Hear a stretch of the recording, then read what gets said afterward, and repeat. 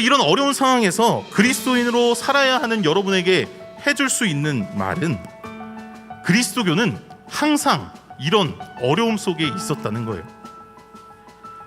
그리스도교가 처음 전해졌던 때부터 지금까지 그리스도인은 항상 이런 어려움에 처해 있었어요. 항상 기독교는 고난을 겪어왔죠.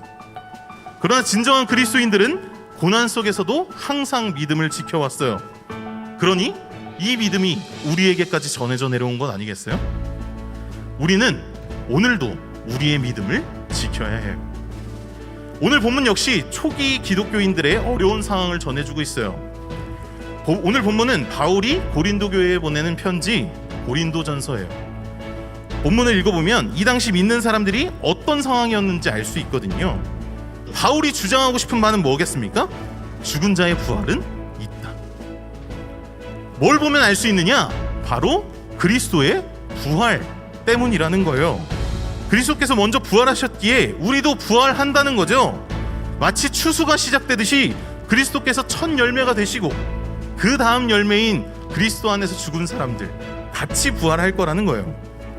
믿음을 지키기 어려웠던 당시 사람들에게 부활이라는 희망을 전하고 있어요.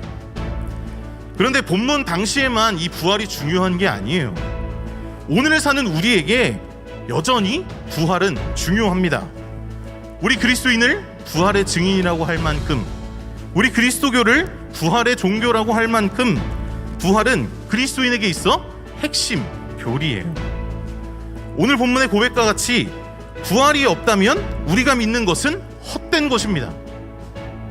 그래서 우리는 부활에 대해서 깊이 묵상하며 살아야 해요.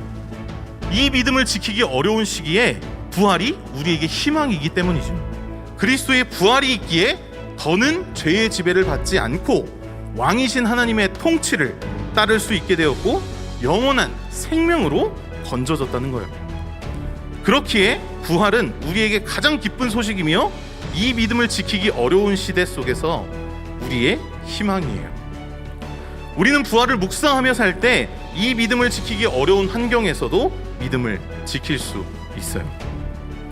우리는 이 부활절기 기쁨의 50일을 부활을 묵상하는 기간으로 삼아야 합니다. 부활을 묵상한다는 건 부활의 의미를 깊이 생각하고 믿음을 지키기 어려운 시기에 부활을 희망으로 삼아 믿음을 지켜야 한다는 거예요. 겨울엔 죽어있는 것 같은 벚꽃나무가 봄이 되면 이윽고 살아있음을 증명하듯 꽃을 피우잖아요. 이와 마찬가지로 믿음을 지키기 어려운 이 겨울 같은 시대를 살아가는 우리 그리스도인이 봄과 같은 종말에 부활할 것을 묵상하며 이 기간을 보내자는 겁니다. 여러분, 그 벚꽃의 꽃말을 알고 계시나요? 벚꽃의 꽃말은 중간고사입니다.